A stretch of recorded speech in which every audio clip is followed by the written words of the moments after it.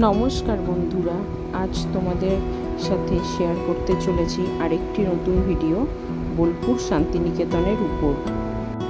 তারাপীঠ থেকে আমরা পুজো দিয়ে চলে গেছিলাম বোলপুর, আর টিকিট কেটে নিয়েছিলাম তৎকালে। এবারই প্রথম বোলপুর গিয়ে একদিন থাকা হলো। এর আগে বোলপুরে আমি কোনো দিন নাইট স্টে করিনি, এবার বোলপুরে দ্বিতীয়বার গেলাম।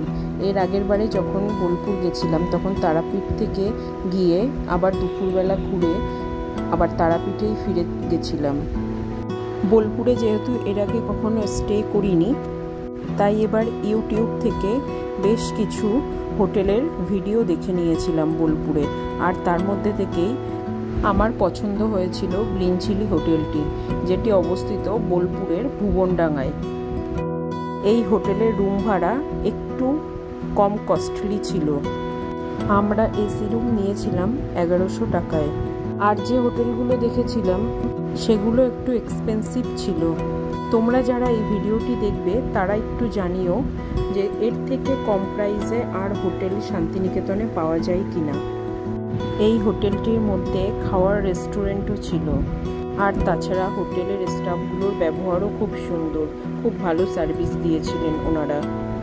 আমাদেরকে প্রথম সেকেন্ড ফ্লোরে একটা রুম দিয়েছিলেন ওনারা, সেটা না পছন্দ হওয়াতে আমরা থার্ড ফ্লোরে রাস্তার সাইডে একটা রুম নিয়েছিলাম। চলো তোমাদের সাথে সেই রুমটার একটু ভিডিও আমি শেয়ার করে দিই।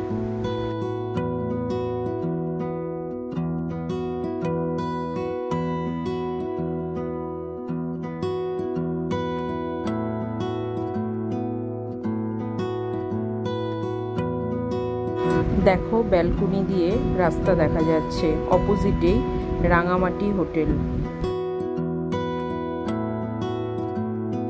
আর তার পাশেই দেখতে পেলাম ছাদ বাগান। দেখো কত ধরনের ফুল গাছ লাগানো।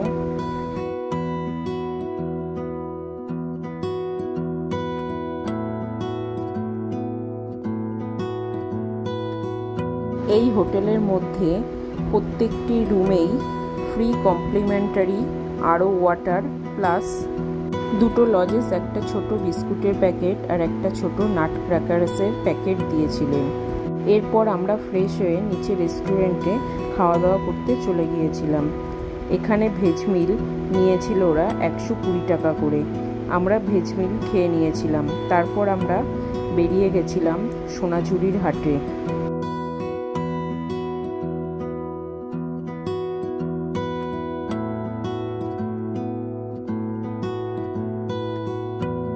যেতে যেতে রাস্তার দুধারে বিশাল বিশাল গাছ দেখতে পাচ্ছিলাম। গাছগুলো যে কত কত বছরের পুরনো সেটা জানি না, কিন্তু দেখতে খুব সুন্দর লাগছিল। শান্তিনিকেতন গেলে এই যে প্রাকৃতিক সৌন্দর্য, এটা আলাদা রকম একটা মাধুর্য আছে, মনকে পুরো ভরিয়ে দেয়। এই যে বটগাছটি দেখা যাচ্ছে, এর নাম হলো 3 পাহাড়। এই যে শান্তিনিকেতন জায়গাটি, এটি বোলপুর শহরের একটা পাড়া, আর এই পাড়াটি প্রতিষ্ঠা করেছিলেন মহর্ষি দেবেন্দ্রনাথ ঠাকুর। তারপর ওনার ছেলে রবীন্দ্রনাথ ঠাকুর এই জায়গাটিকে আরও বিকশিত করেছিলেন, সুন্দর একটি বিশ্ববিদ্যালয় স্থাপন করেছেন, আর সেখানে তিনি থাকতেনও। এই শান্তিনিকেতন জায়গাটি পরবর্তীকালে একটা বিশ্ববিদ্যালয় শহরে পরিণত হয়। এরপর আমরা চলে আসলাম সোনাঝুরির হাটে। এখানে প্রচুর বড় হাট বসে, আর সব হাতের তৈরি করা জিনিস, জামা কাপড় থেকে শুরু করে বালিশের ওয়ার, বিছানার চাদর, হাতের গলার অর্নামেন্টস, বেতের নানা ধরনের জিনিসপত্র, বিভিন্ন রকম ছবি, অনেক অনেক কিছু নিয়ে এই মেলাটি বসে। অনেক বড় মেলা, যা পুরো ভিডিও করা সম্ভব না, তাও আমি চেষ্টা করেছি অনেক কিছুই তোমাদের সামনে তুলে ধরার। তারপর এখানে সোনাঝুরি গাছের তলায় বসে বাউল গান, পাশে সাঁওতালি নাচ। ও আরও একটি কথা, সোনাঝুরি হাটের মধ্যে কিন্তু ভেতর দিকে খুব সুন্দর রিসর্টও আছে। হয়তো এখানে রিসর্টগুলো একটু কস্টলি, আমার জানা নেই, তাও দেখলাম বেশ কয়েকটি রিসর্ট আছে আর খুব সুন্দরভাবে সাজানো।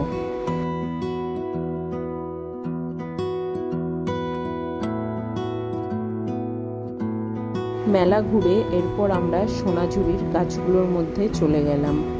এখানে গিয়ে কিছু ফটো সেশন করে নিলাম। আর এই গাছগুলো কি অসাধারণ দেখতে না, কি সুন্দর লাগে, সারি সারি গাছ একভাবে লাইন দিয়ে দাঁড়িয়ে আছে।